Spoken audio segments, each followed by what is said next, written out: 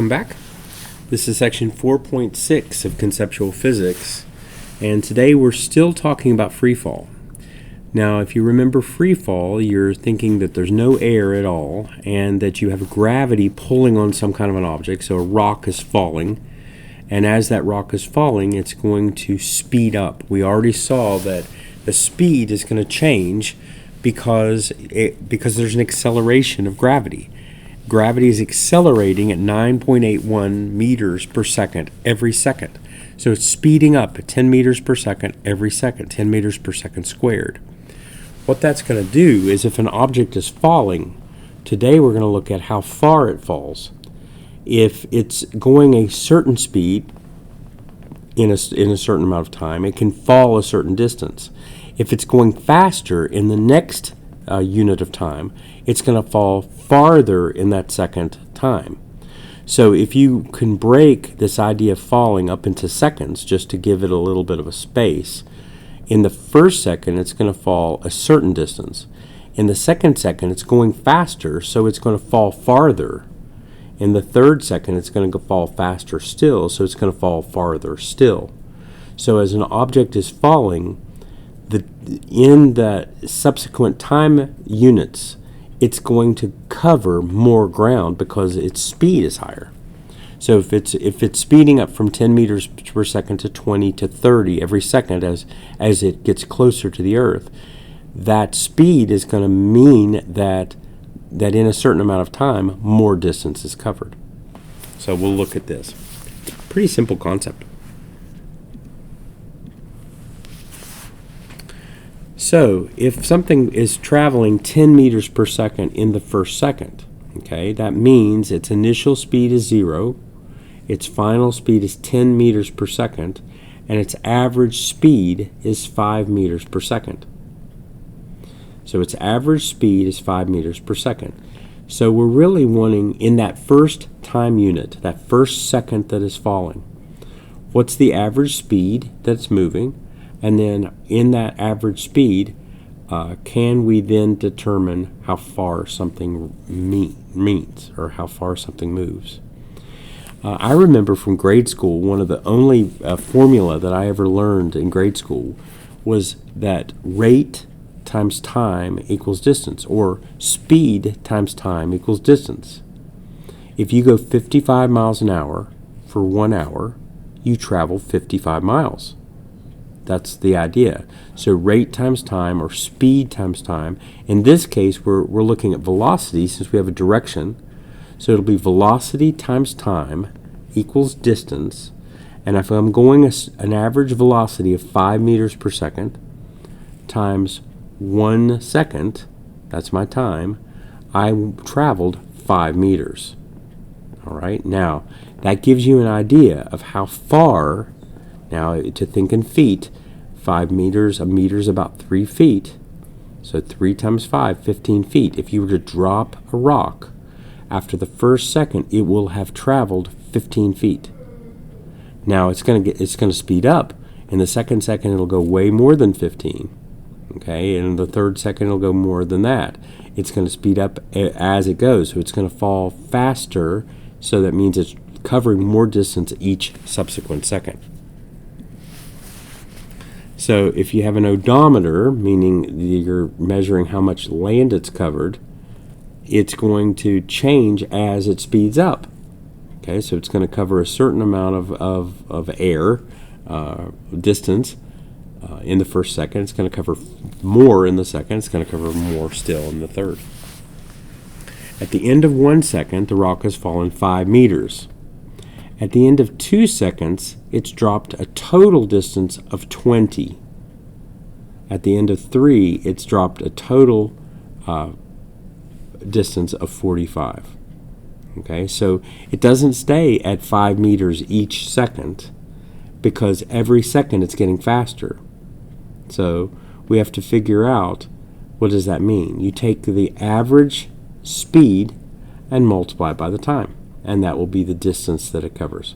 So if you can do the average speed, okay, so if it goes from 0 to 10 in the first second, 10 to 20 in the second second, 20 to 30 in the third second, you just take those two numbers, whatever it is, 0 and 10, or 10 and 20, or 20 and 30.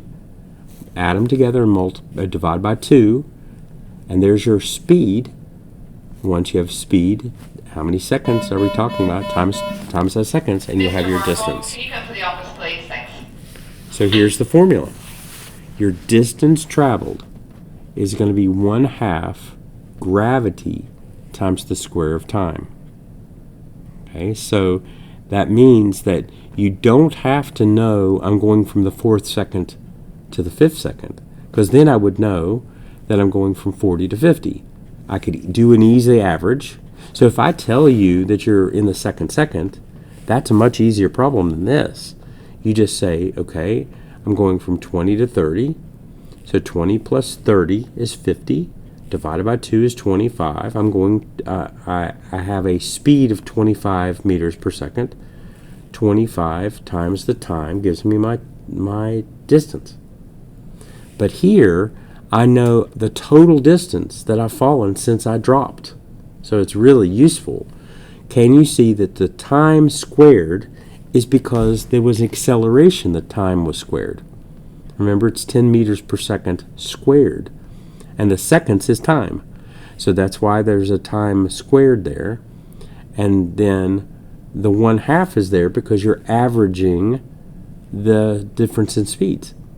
So together, this is your formula. Distance equals 1/2 gt squared. G is gravity. It's always the same number, 10 meters per second squared. So you simply say, I've traveled for 1 second. Okay, let's put that in. 1 times 1 is 1. Okay, so there's my t. 1 times 10 is 10. That's my g. Divided by 2 is 5. So during the 1st second, I know that I'm traveling 5 meters. How about during the 2nd second? 2 times 2 is 4. 4 times 10 is 40. Divided by 2 is 20. So it just keeps, I know how far that I've gone in each second. Now remember, the far is not in that second, but it's since the beginning. The total distance that I've dropped from 0 down to wherever seconds that I've timed it, I can figure out how far that my rock has fallen. Totally useful, really useful. Makes sense. Smarty Pants made this formula up for us. Okay, so you can see that the distance is going to get bigger every second. So in the 1st second it drops 5 meters, in the 2nd 20, in the 3rd 45, 80, 125, and so you can figure it out for every second that it drops. The higher you drop it from, the more time it will elapse before it hits the ground. It's going to be going farther every subsequent second than before. So now we have two formula. We know that velocity is going to be your acceleration times time, and specifically g is a form of acceleration. It's a specific form. It's acceleration of gravity. But still acceleration. So if you know your acceleration and you know how much time it was, you can know your speed. So you can do that for anything. If I am pushing on a baseball and I'm putting a force on that baseball that's not balanced, I'm accelerating that baseball. I'm making it go from 0 to some not zero number. All I have to do is find out what is my speed when I finish, and I could find the acceleration, or I could, if I knew how much I was pushing, the time that's in my hand will tell me the speed that it leaves my hand at.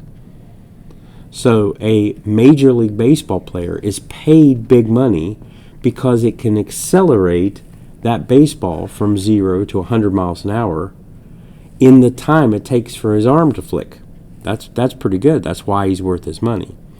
So if you were generically doing velocity is gravity times time, every second times 10 will give you your speed, and your distance was 1/2 gt squared, well, I can make this more generic and just say velocity equals at, or distance equals 1/2 at squared. So whatever acceleration I'm talking about, if I'm not talking about gravity, if I'm talking about like just me pushing on something and accelerating it, I can still find out how much it's moving or how fast it's going.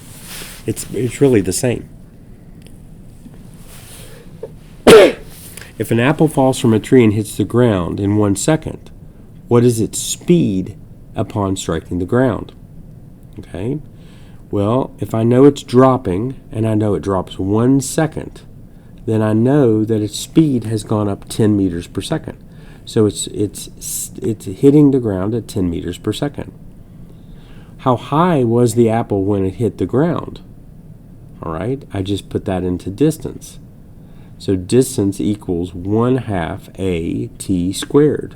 Well, I know that T is 1, so 1 times 1 is 1, times 10 is 10, divided by 2 is 5.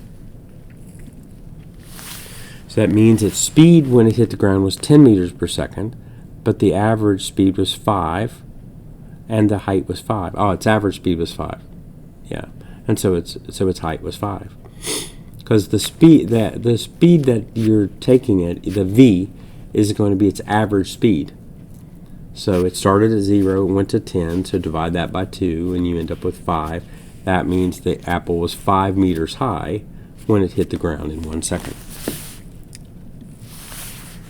So for a falling object, how does distance per second change? It gets longer.